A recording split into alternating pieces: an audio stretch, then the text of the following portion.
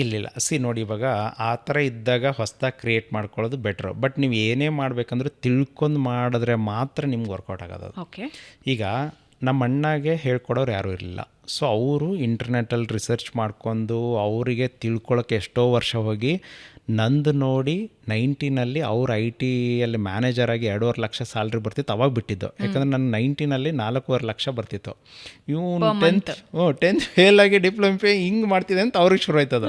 So ನಮ್ಮಲ್ಲಿ ಹೆಂಗಂದರೆ ಅವರೊಂದು clue ಕೊಟ್ಟರು, ನಾನು ಅದಕ್ಕೆ ರಿಸ್ಕ್ ತೊಗೊಂಡು ಫುಲ್ ಟೈಮ್ ಬಂದೆ. ನಾನು ಹೆವಿಯೆಸ್ಟ್ ಮಿಸ್ಟೇಕ್ ಮಾಡಿದ್ದೀನಿ ಅಂತಂದ್ಬಿಟ್ಟು ನನ್ನ ಮಿಸ್ಟೇಕ್ಸನ್ನು ಸಾಲ್ವ್ ಮಾಡಿಬಿಟ್ಟು ಇದನ್ನು ಯಾಕೆ ಬೇರೆಯವ್ರಿಗೆ ಹೇಳ್ಕೊಡ್ದು ಅಂತ ಅವ್ರು ಟ್ರೈನಿಂಗ್ ಶುರು ಮಾಡಿದ್ರು.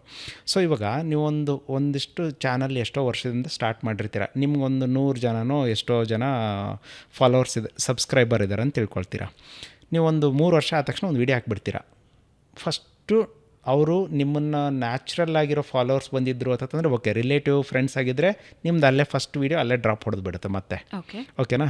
ನೆಕ್ಸ್ಟ್ ಇವಾಗ ಅದನ್ನು ಮಾಡಪ್ಪಲ್ಲಿಂದ ನೀವು ತುಂಬ ಸೀರಿಯಸ್ ಆಗಿ ಮಾಡ್ತೀನಿ ಅಂತಂದರೆ ಹೊಸ ಚಾನಲ್ ಮಾಡ್ಕೊಂಡ್ರೆ ಇಮಿಡಿಯೇಟಾಗಿ 3 ಮಂತ್ಸ್ ಒಳಗಡೆ ಚಾನಲ್ ಮಾನಿಟೈಸ್ ಮಾಡ್ಕೊಂಡು ಅರ್ನ್ ಮಾಡೋಕ್ಕೆ ಶುರು ಮಾಡ್ಬೋದು.